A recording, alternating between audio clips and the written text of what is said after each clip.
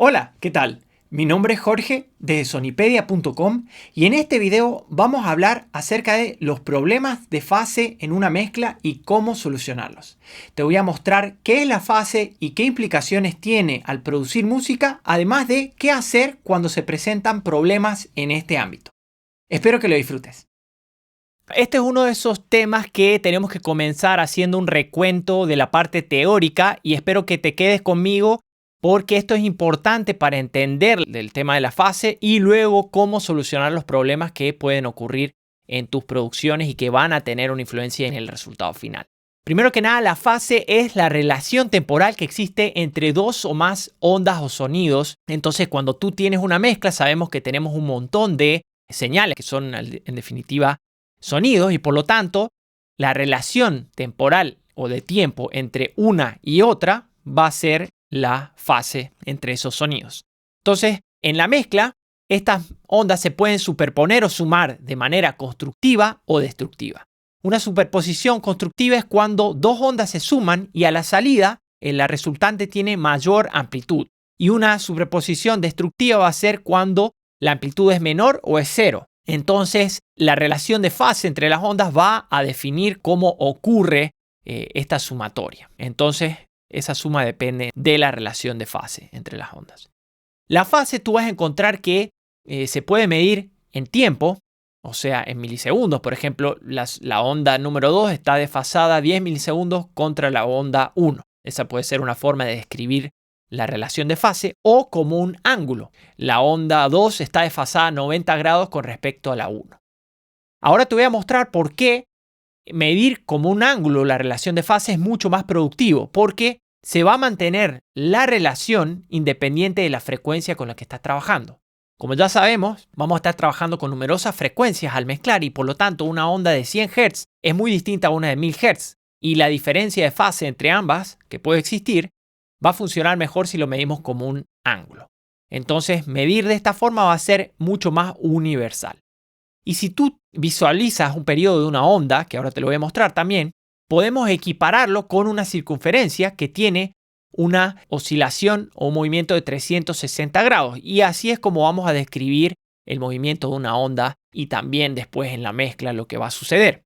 Acá tenemos una onda senoidal, que son las ondas que describen el comportamiento de los sonidos. Si bien son la onda más simple que existe, esto también se llaman tonos puros, van a componer después los sonidos complejos, como puede ser una voz o cualquier otro elemento que te encuentres como sonido. Entonces, si acá te das cuenta, si la parte de abajo la unes acá con el comienzo, esto describe lo mismo que una circunferencia, o sea, una rotación de 360 grados. Entonces, estratégicamente vamos a dividirlo en fracciones de 90 grados. Acá vendría siendo 0 grados. Acá en el máximo positivo de la onda son 90 grados. En el 0 nuevamente sería 180 grados. Acá en el mínimo 270 y finalmente 360 grados. Un caso específico de un desfase que lo vamos a encontrar también como una herramienta es un desfase de 180 grados que efectivamente hace que la onda se cancele en ciertas situaciones. Bueno, acá tenemos dos ondas iguales de la misma frecuencia, la misma amplitud, que están completamente en fase y por lo tanto, si nosotros sumamos ambas ondas, la resultante va a ser de mayor amplitud. En cambio, si tenemos dos ondas como estas de acá, que en realidad son la misma, pero una está desfasada en 180 grados respecto a la otra, que eso es lo que sucede acá, fíjate, cuando acá la amplitud va hacia arriba, en la otra onda va hacia abajo y así sucesivamente están completamente en desfase. Entonces, la resultante de esto, si están exactamente en desfase de 180 grados, va a ser 0. Eso es lo que puede llegar a suceder cuando tenemos sonidos iguales de la misma frecuencia, amplitud, etc. En la mezcla, nos vamos a encontrar con que los sonidos no son exactamente iguales, pero cuando se parecen mucho, se empiezan a cancelar. Es decir, empieza a mermar algo de sus características. Y es por eso que la fase es importante tenerla en cuenta y corregirla en los casos que haya que hacerlo.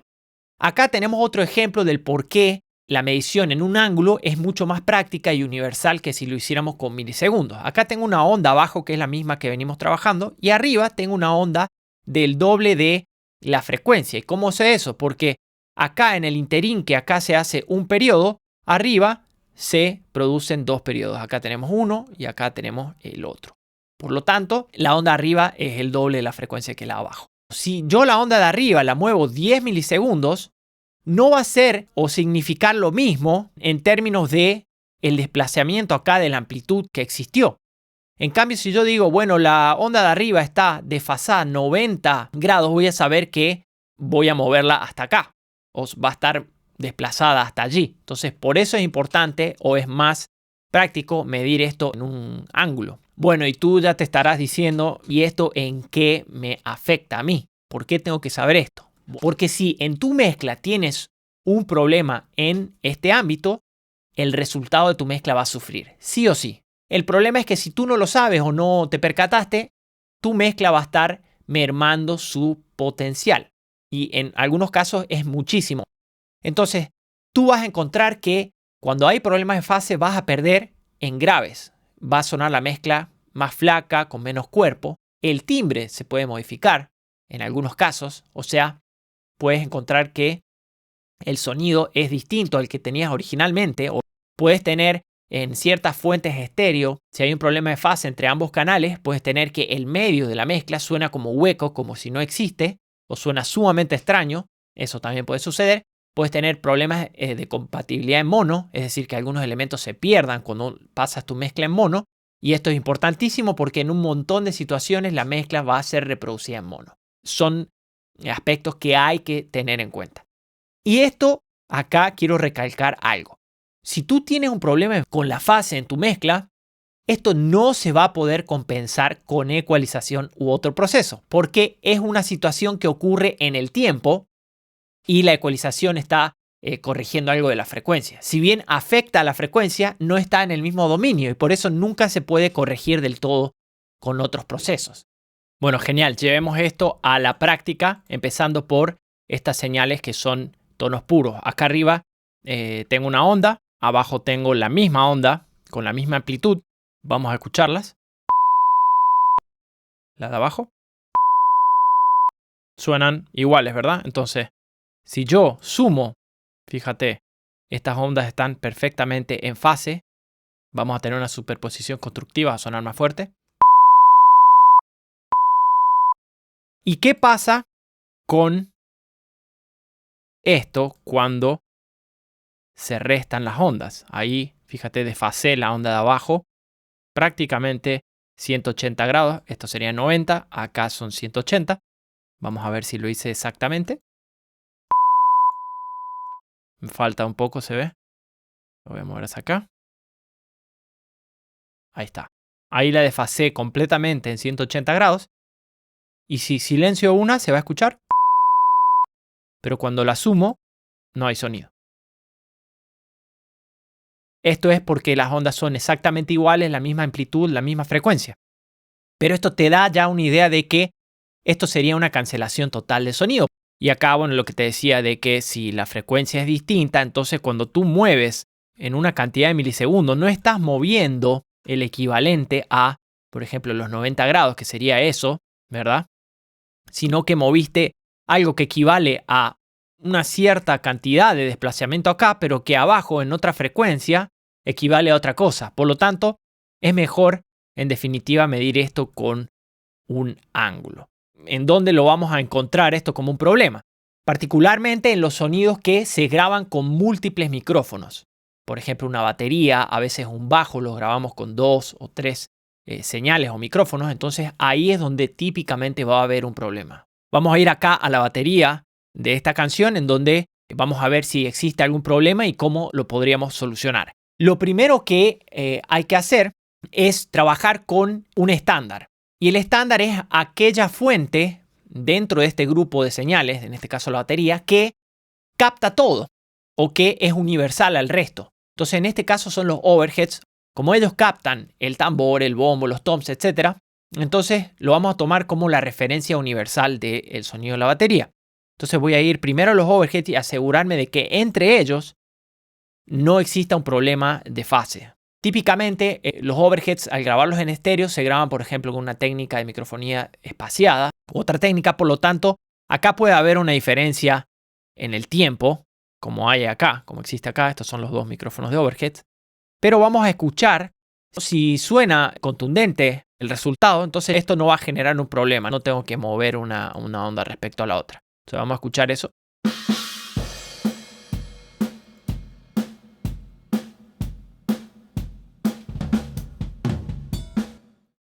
Bueno, yo escucho que no hay un problema. Y ahora vamos a simular que hubiese un problema. Lo que voy a hacer, inserté acá un plugin que se llama Trim en Pro Tools, pero que tiene este botoncito acá que es un inversor de polaridad. Con eso se simboliza un cambio de 180 grados en la fase. Lo que voy a hacer es cambiar la fase de una de estas fuentes respecto a la otra. El canal izquierdo lo vamos a invertir. Vas a escuchar que suena sumamente extraña y como con un agujero en el medio el sonido de los overheads.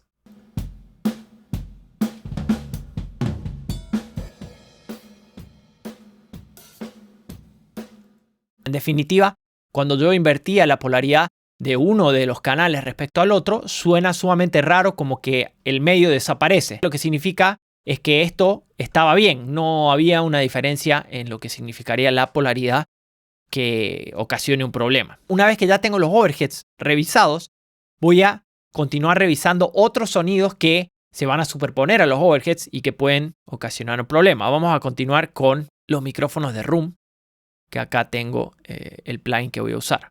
Lo primero que voy a hacer es ponerlos al lado de los overheads para poder observarlos mejor, para tener una revisión visual primero y luego en términos de el sonido. Bueno, acá veo que cuando esto sube, acá está bajando, digamos, la amplitud. Ahí podría haber un problema. Vamos a escuchar las dos cosas juntas. Ahora en el micrófono de room vamos a colocar este plugin y a ver qué pasa con la polaridad.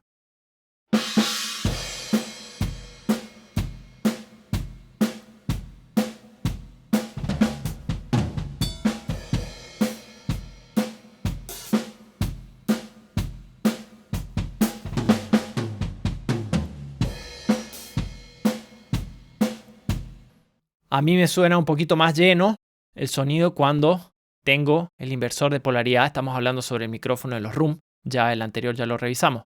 Entonces lo voy a dejar ahí. Ahora vamos a ir con el tambor. Típicamente los tambores se pueden grabar con dos sonidos, ¿verdad? El micrófono arriba con el micrófono abajo. Y acá típicamente existe un problema de polaridad, o sea que el micrófono de abajo está invertido, desfasado 180 grados con el de arriba. En esta grabación en particular ya se invirtió la polaridad desde la consola donde se grabó o desde el lugar. Y por lo tanto acá lo vemos con una fase, digamos, muy parecida. Por lo tanto acá típicamente no va a haber un problema. Ahora lo vamos a escuchar y vamos a simular el sonido que tenemos cuando hay un problema de fase. Bueno, ahí vamos a escuchar los dos sonidos del tambor, el micrófono de arriba y el de abajo, y vamos a colocar el inversor de polaridad en el micrófono de abajo.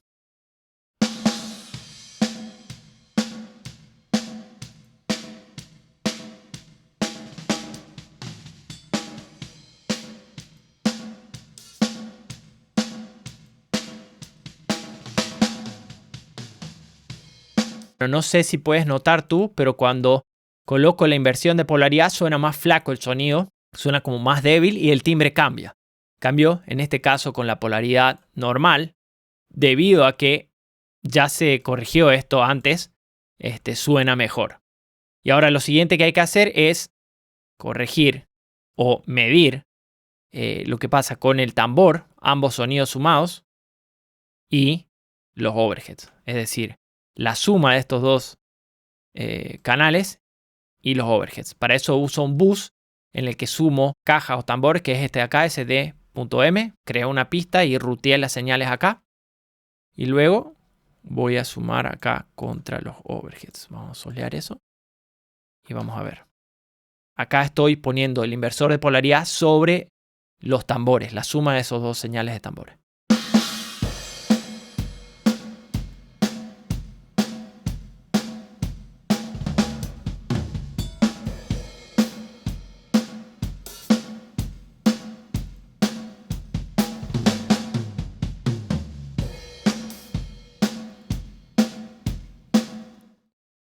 Bueno, ahí me gusta más sin la inversión de polaridad. En determinados sonidos puede ser mucho más evidente. Entonces, cuando tú presionas la inversión de polaridad, puede haber un cambio grande. En definitiva, si tú te encuentras con problemas de fase, en este caso en la batería, tú tienes que primero establecer la referencia. Acá lo hice con los overheads. Y luego ir escuchando y midiendo cada uno de los sonidos de la batería con los overheads. Si tienes, por ejemplo, bombos, si tienes uno o más micrófonos de bombo, entonces primero entre ellos tienes que revisar la polaridad y luego ellos con los overheads. Y una vez que tengas todo esto revisado, el sonido de la batería va a ser mucho más contundente, con seguridad, y va a tener más graves y va a tener más pegada también. Otra alternativa que te puede ocurrir, por ejemplo, si grabas más de un micrófono de bajo, lo vamos a simular acá, lo vamos a duplicar, pero esta de acá la vamos a mover ligeramente, un poquito solamente, ahí, y vamos a escuchar el sonido de ambas pistas, a ver qué pasa.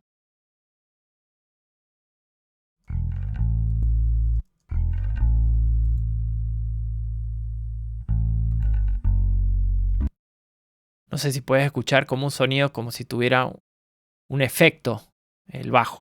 Vamos a ir moviendo. Entonces tú con la herramienta Notch, si la pones en muestras o samples, puedes ir moviendo. Hay una tecla en particular. Yo acá lo estoy haciendo con la manito, pero es la misma idea.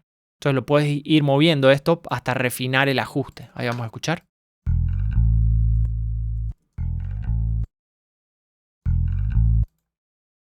Todavía suena raro. Y podemos ver acá en la forma onda que es como que todavía no está alineada del todo. Vamos a ver ahí.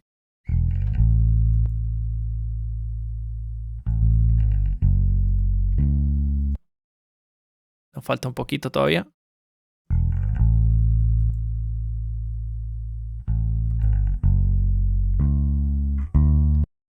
Bueno, el proceso sería algo así. Entonces tendrías que ir moviendo una región respecto a la otra, a la que tú consideres tal vez la referencia, y evitar que suene como con un efecto de tiempo, como en un flanger o un chorus, algo así. Sonaba distinto. Entonces tú escuchas un sonido en solitario y escuchas la suma, y si te suena raro, entonces puedes ir probando esto para ver si de esta forma se soluciona, que se debería mejorar considerablemente. Muchas gracias por haber visto el video. Espero que hayas disfrutado del mismo y que puedas aplicar estas técnicas y conceptos a la hora de solucionar problemas de fase en tus producciones y mezclas. Si te gustó el video, te pido me des una mano compartiéndolo, así podemos llegar a más gente. Y siempre recuerda que puedes dejar tus dudas y comentarios aquí debajo en la sección de comentarios. También, si eres nuevo al canal, puedes suscribirte en este momento haciendo clic en el botoncito que aparece en pantalla y activando las notificaciones para estar al tanto de cuando se publica nuevo material semana a semana. Mi nombre es Jorge de sonipedia.com. Te mando un abrazo grande y nos vemos en la próxima.